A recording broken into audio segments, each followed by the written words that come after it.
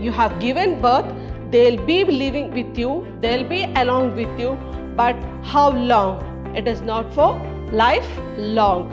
Cannot force them your ideas.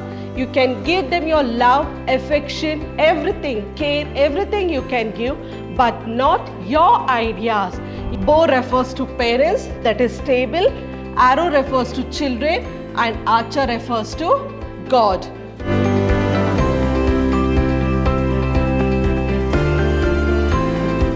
Hello everyone, I am Babita Tamaya, lecturer, Department of English, Vidhyaashram Pre-University College, the Temple of Excellence, Mysuru. In my previous session, I had revised about the chapter 2 Dear. In my today's session, I'll be revising the poem on children.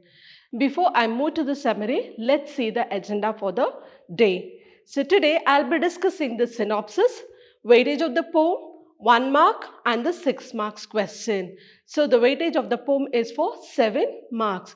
You'll be having 1 mark 1 question and 6 marks 1 question. Let's see the synopsis in short. In the beginning itself, the poet Khalil Gibran says that is the prophet, he begins his sermon with the opening lines, "Your children are not your children." In the beginning itself, the prophet says to the mother who is holding the babe very close to her bosom, so that the baby and the mother are closely connected towards the heart. So she wants to know from the prophet how to bring up the child in future. What is the education we have to give? She wants to know all such things. So she just questions prophet. So in the beginning itself, the prophet opens a line saying that your children are not your children. Biologically, you have given birth, you are closely connected, but they are not yours. He beautifully brings up the concept of life's creation and its aspiration. The prophet says that they are just biological means. Yes, by biologically they are your children and the children do not belong to them. You have given birth. Yes, I agree, but the children doesn't belong to them. Why does it say so? Children live with their parents, but they do not belong to them. You have given birth, they'll be living with you, they'll be along with you, but how long? It is not for lifelong. So what does the prophet tries to say here in the sense? You have given them birth, but you cannot impose your ideas, your thoughts on the children. They have their own ideas and their thoughts. Some parents are really very possessive towards their children, and here the prophet says that no, it shouldn't happen. Parents may give their love. What the parents can give to the children? They can give only their love. And they should never force their ideas on them. As I told, you cannot force them your ideas. You can give them your love, affection, everything, care, everything you can give, but not your ideas, your thoughts. Whatever you have learned, you cannot impose the same thing on your children, because in the present generation, in the present situation, they have too many opportunities to do in their life, and you cannot impose your thoughts and ideas on the children. For example, if as a parent, you want your child to be a engineer, a doctor, a CA, but your child's aspiration or ambition is something else. He or she might be very good in dancing or very good in art, very good in singing. Their things and the thoughts are totally different from yours. You cannot impose your idea saying that I want you to be a doctor, I want you to be an engineer. No. So what happens at that time, in a sense, your child will be a failure. They cannot achieve anything in their life because they are not interested in that. Their interest, their ideas, their thoughts is totally different. So the prophet says that you cannot impose your ideas and thoughts on the children. Children have their own ideas and identity. They have their own ideas. Let them get identified by themselves with their ideas and the thoughts, but not from yours. Parents are compared to bows and children are compared to arrows, and the archer refers to God. So the prophet also says that you can give them love but not your thoughts and ideas. In the same way, you can give them the shelter, you can protect their bodies but not their inner soul. Can you protect the inner soul? Can you get to know what the children are thinking? No, not even in our dreams we can reach their inner soul. It is not possible at all. And the prophet says that here the parents are compared to bows. What does parents are compared? Bows are compared to the parents, arrow is compared to children, and archer refers to the god. It is a 1-mark question. What does bow, arrow and archer refers to? So bow refers to parents, archer refers to god, and arrow refers to children. So how does it signifies here in the poem? Here the poet says that the bow which is stable, parents are stable, parents will stand in one place, the children's back to support them, to guide them and to help them out in whatever way they are going to reach their aspiration. The parents support them, but whose responsibility to go and reach the arrow, that is the destination, it is the children. Children have to work hard to reach their destination. And who will support the God even also support the children here. Prophet says that God loves both arrow and bow, because without the God support, without God prayers, we cannot achieve anything in our life. Khalil Gibran stresses here the importance of child's individual views and independent ideologies not influenced by their parents. So here the child is standing independent. They are not depending on their parents. Without the help or without depending on the parents, they are achieving something in their life. If the parents impose their ideas and thoughts on the children, and they will never achieve anything in their life. When they start with their own business, own career, what happens here? That might be failure for the first time. So failure is the stepping stone for success. Once they might, second time also they might be a failure, but third time they will success something in their life. That is all about the poem on children. Let's move on to the 1-mark questions from this poem. According to the prophet, what may be given to the children? What may be given to the children here? It is only the love. The parents can give only their love, but not their thoughts. Their souls dwell in the house of tomorrow refers to. So, dwell in the house of tomorrow refers to what? Children's future. So, the parents, whatever the parents have their ideas, it is past. It is done and dusted. They cannot say the same ideas or they cannot give the same ideas to the children, because present situation, present generation, they have too many opportunities to come up in their life. So it says dwell in the house of tomorrow refers to children's future. You may give them your love but not your thoughts. You can give love but not your thoughts and ideas. What do the word bow, arrow and archer refers to in the poem on children? This question, they may ask only the bow or only arrow or archer or all the three in a one question. So here, bow refers to parents, that is stable, arrow refers to children and archer refers to God. What does the phrase, the bow that is stable refers to? As I told, stable. What is stable here? Who is referred to stable here? The parents. Parents are stable. Stable in the sense they will be in one place. They will not move here and there. They stand in one position. They are fixed there. So when we hold the bow, we will be standing like this. What the children has to do, they have to leave the arrow to reach the destination. So what is stable here? Parents are stable. You may house their bodies, but not their souls. You can protect their bodies. You can give shelter to them. But can you protect their inner souls? It is not possible. So you may house their bodies, but not their souls. That was all about the 1-mark question. Moving on to the 6 marks. Your children are not your children. How is this statement relevant with reference to on children? explain. So when I say about the 6 marks, as I've already told in my previous revision class, that when you attend the presentation for 6 marks, it should be in such a way that you'll write the introduction first, then come to the main answer, write the conclusion, and at last you need to give your critical analysis. That is, what will be your opinion or what is your opinion based on this poem. This is how the presentation should be for 6 marks. Khalil Gibran is an American poet who brings one high philosophy of life in a simple and beautiful poetic essays.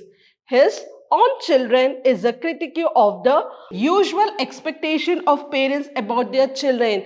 So once the baby is born, whether it's a boy or a girl, the parents itself, they decide what they want their children to be in future. They'll say that I want my son or daughter to be an engineer, to be a doctor, to be a dentist, or to be a CA accountant, or to be a lawyer. They themselves decide. They'll never think about the children, what they want to become in their life. In this poem, a woman approaches the prophet to know about a babe against her bosom. So what happens here? In this poem, a woman is approaching the prophet, one who knows each and everything, one who can answer each and every questions. So she approaches the prophet and she wants to know about a babe against her bosom. She has given birth, she is holding a babe against her bosom and she is questioning the prophet. When the child is held very close to the bosom, there the mother and the child are closely connected towards the heart. And she wants to know how to bring up the child in future. The prophet begins his sermon with the opening lines, "Your children are not your children." He beautifully brings up the concept of life's creation and its aspiration. Beginning line only, when the mother is questioning the prophet says, "Your children are not your children." Yes, you have given birth, but they doesn't belong to you. They are not your children. When the prophet says that, the mother will be very shocked to hear because she has kept her baby in her womb for 9 months. She has given birth, and when the prophet says, "Your children are not your children," it is really a shocking news, or it will be hurting the mother there. Contrary to the accept nation of parents making claims, the prophet says those they are just biologically means and the children do not belong to them. Children live with their parents, but they do not belong to them. Biologically, yes, you have given birth to them. Biologically, they are your children, but they did not belong to you. You have given them birth, but you cannot expect your children to be along with you until you die. So children will live with their parents. Yes, they will be with you. They live with you, but they do not belong to you. You have given birth. You have given them everything. They will be with you, but they doesn't belong to you. Parents may give their love and they should never force their ideas on them. Children have their own ideas and identity. So what the parents can give? They can give their love, but not their ideas, but not their thoughts, because they have their own ideas, they have their own thoughts. They have to be identified by themselves. So they have to work hard. As I told, when the baby is born, the parents themselves will decide what the child should be in future. But they might be good in arts, or they might be good in sports, they might be good in athletics. Some or the other thing the child will be interested, but they are not interested towards their studies. What happens at that time? If the parents force and put them here to keep on studying, what they will do, they will be never successful in their life. They will be always a failure student. They remain failure till the end of their life. So the prophet says, you can give them love, but not your thoughts and ideas. The prophet says that parents have biological bond with the child now. However, souls of the children lie in future, which cannot be reached by parents. As I told, biologically you have given birth, but as I told you, you cannot reach their souls. you cannot reach their dreams. Is it possible? Not even in your dreams, you cannot reach the soul of your children. So, children lie in future which cannot be reached by parents. So, who dwell in the house of tomorrow? It is children. It is the children's future. They lie in future which even the parents cannot reach in their dreams. So, the advice here to parents is they shall not pressurize children with their thoughts. What is the advice given to the parents here by the Prophet? The Prophet says that you can give your love, but you cannot impose your ideas and thoughts on the children. Parents are suggested rather to follow the ways of children than trying to change children to be like them. So what does the Prophet says here? Instead, the parents, whatever they have learned, they have taught by their parents, don't impose the same thing to your children. Instead of that, you have too many things to learn from your children. Don't try to impose your thoughts, your ideas on children. Instead of that, better you can learn many things from your children. The Prophet says that this is because life keeps moving forward and never reacts. So what does the Prophet says here? So life doesn't go backward. Whatever you have learned, the same thing the children cannot learn here, because whatever we have learned, it is the past. It is not there in the present generation or the present situation. So your life is not going backward, it is moving forward. So let them go on with their thoughts and ideas. He further says that parents are compared to bows and children are compared to arrow. The archer refers to God. So parents are compared to bow, children are compared to arrow, and archer are compared to God. God himself sets his eyes on the target which is infinite, far, by binding the bow with his might. So what the bow is doing here? The bow is stable, and the arrow, when he just leaves the arrow, it moves swift and far to reach the destination, that is the children. Parents should take delight in the act of bending that involves great strain. So when the bow is ready, you have to bend the bow and leave the arrow. That is your children. You have to support them but cannot impose your ideas and thoughts on the children. You have to give them your love, give your affection, give your care, everything, but not your thoughts and ideas. The Prophet strikes a perfect conclusion by referring to the law of creation, where the God loves bow and the arrow as they complement each other on life's infinity journey. As I told you, the God loves both arrow and bow. It means to say that God loves both parents and children. He never says that I want only children or I want only parents. The God loves both parents and children, and without God's help or God's prayer, we cannot do anything in our life. So what do we do first in the beginning? When we go to exam, first we'll pray for God, then we take the blessing of our parents, then we go to write our exams. As Prophet says, the God loves both parents and children. Khalil Gibran stresses here the importance of children's individual views and independent ideologies not influenced by their parents. So he says it is the views, independent views and ideologies which is influenced, which is not influenced by the parents. So it is the individual ideas of their children but not the parents. In conclusion, we may say that in this sermon on children, Khalil illustrates how love works in the intimate relationship of parenthood. At last he says, so when you give too much of love without imposing your ideas and thoughts, and when you see your children achieving something with their own ideas and thoughts, you will be very happy to see that. When you see your child being successful in his life by going on with his own idea and reaching his aspiration, you will say that my parenthood is complete. That is what he says at the end. This is the answer you have to write for this question. So that is all for the day. In my next session, I'll be discussing about the play a sunny morning. Until then, have a good day. Thank you.